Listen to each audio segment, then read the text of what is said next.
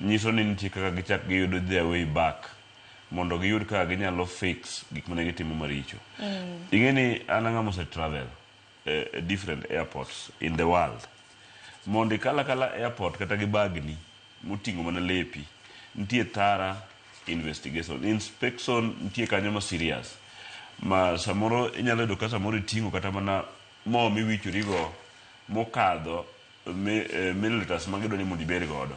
To moino ikawo madiro oko ma en odong' kanyo. Koro ka ng'ato nyalo kadho gi yedhe mamero ji e airport ma Jomo Kenyatta, number achiel, wachako gi security.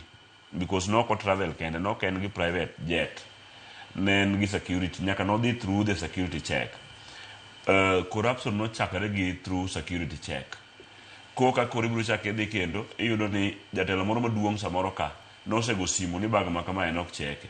Gima kama ok timre. So mano is very possible. Ka jok mari tayo chenro mag Kenya ka, moko nosebedo gi corruption bilago, to pod gin makende yudo ka gin tiere lemo madongo. Ma samoro ng'ama innocent ok nyal bedo. Nitie gima timore, aparo ni to timore mana thurwa kae.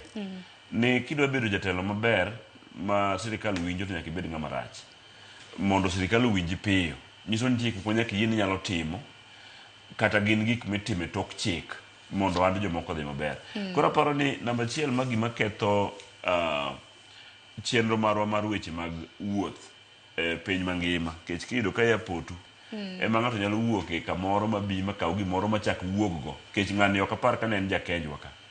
Nyiso ni nodonjo mano kadho through the security check ma barupe mag wuoth nobedo stamped ni en wendo.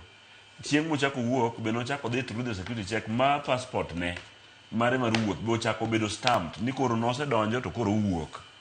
To ne ok ginyal cheko gimoting'o, idok make godo jethro.